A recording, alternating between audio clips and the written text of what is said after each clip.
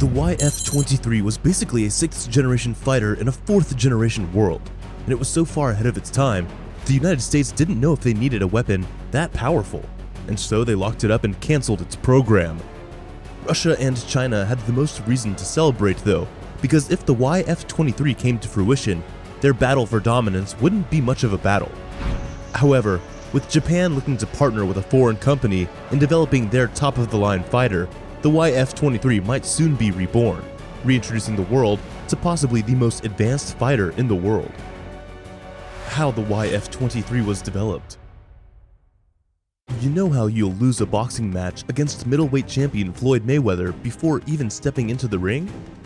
This was what happened to the United States Air Force in the late 1970s when they spotted the Soviet Union's Sukhoi Su-27 and Mikoyan MiG-29. It was pressure at first sight.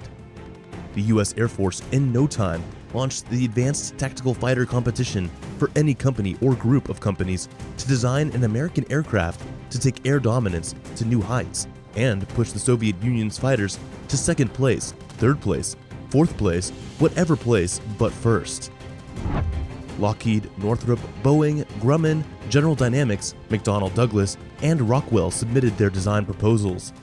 The US Air Force then chose to proceed to the next stage with Lockheed and Northrop's designs only, where they were tasked with making prototypes for their proposed aircraft.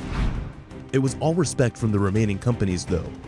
In fact, Lockheed, Boeing, and General Dynamics teamed up in the 2nd stage to develop Lockheed's YF-22, while Northrop teamed up with McDonnell Douglas to develop Northrop's YF-23.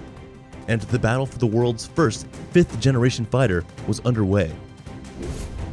The YF-23 is a single-seat, twin-engine stealth fighter with a focus on surviving in whatever terrain, prolonged supercruise flight without the use of afterburners, ease of maintenance, and a level of stealth that was originally only expected on spy planes and bombers. The B-2 Spirit was developed by Northrop, a jet that is practically invisible in the sky thanks to Northrop's stealth tech suite. And this Northrop's experience with advanced stealth came in handy with the YF-23. It would be able to dance into enemy airspace undetected like any advanced bomber and do some serious damage. Unlike bombers, however, it would also be extremely dominant in dogfights, spitting thousands of rounds every minute. The Black Widow and Grey Ghost were the 2 YF-23 prototypes built during the challenge.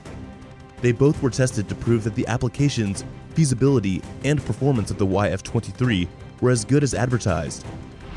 It was established that the YF-23 was capable of taking on the Soviet Union's Su-27 and MiG-29 fighters, which was the whole point from the start.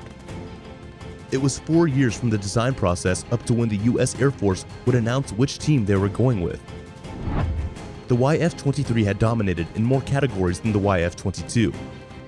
And so it was as shocking as a shockwave for many when the YF-22 was announced as the winner of the challenge.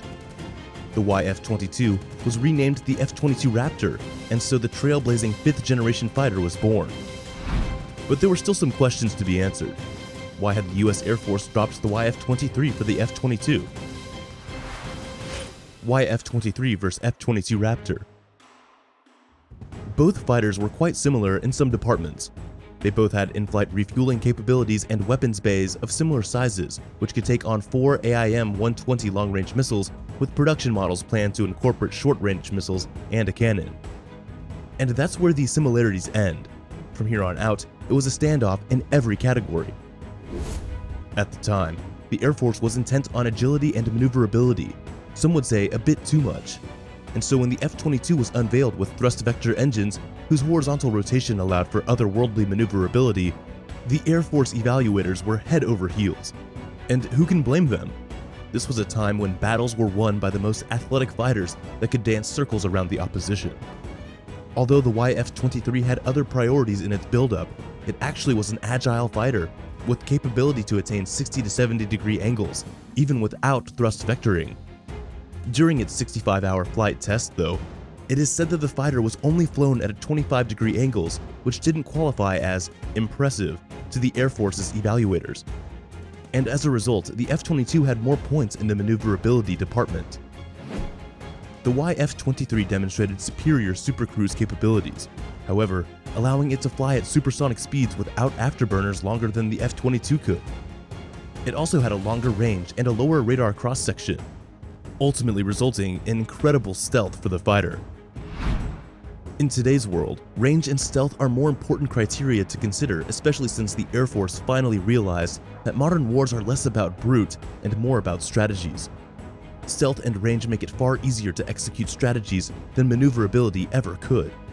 In fact, short-range fighters without aircraft carriers would be pointless today. The F-22 has a relatively short range of 1,850 nautical miles, while the YF-23 comes in with a beastly 2,400 nautical mile range. 6th generation fighters cannot afford to not have long-range capabilities, and so the F-22 seems to be close to the end of its service, and Lockheed is aware of this fact. In fact, their proposal for the Air Force's 6th generation fighter program, tagged Penetrating Counter-Air, shares a striking resemblance with the YF-23. Some say Lockheed, decades ago, simply did a far better job in advertising the F-22 than Northrop did for the YF-23. If a different pilot was seated in the cockpit of the YF-23, it might have been the world's first 5th generation fighter in service, and not the F-22. It's starting to seem like the decision of the Air Force evaluators to lean away from the YF-23 would end up being a mistake after all. And Japan might benefit from it the most, bringing the YF-23 back to life. Will YF-23 be reborn? It's no longer news that the most powerful countries in the world have poured huge amounts of resources into the development of 6th generation fighters. The United States, Russia, and China already have a head start, but Japan has joined the race. What is known is that the new 6th generation fighter will come with electronically actuated control surfaces.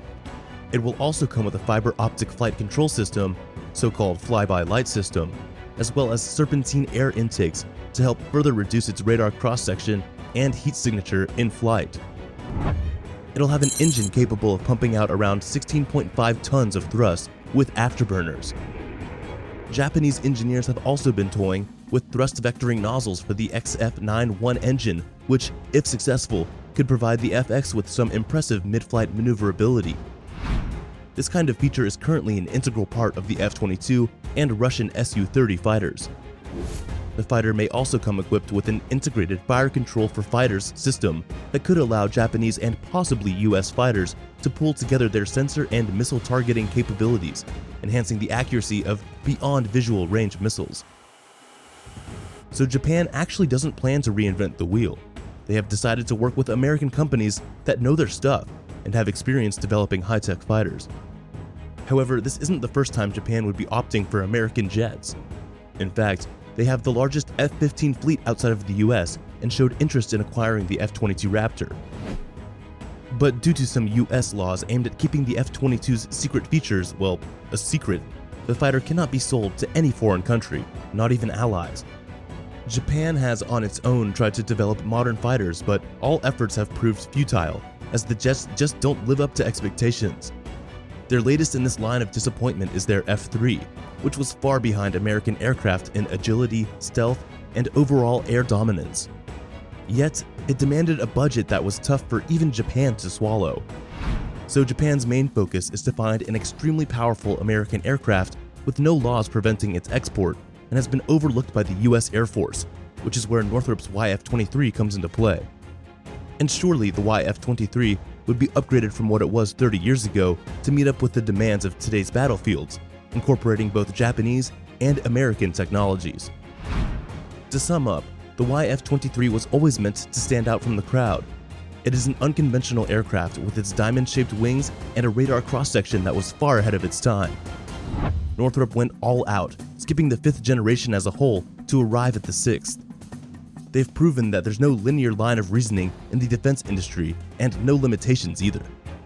They've shown that with time, ingenuity will always take the spotlight because nothing can outshine performance. Should the YF-23 work as planned, it could have the United States seriously rethinking its options. Simultaneously, Japan's Air Force would go higher up in the world rankings. Kindly subscribe, click on the bell icon, and give this video a thumbs up if you learned a thing or two.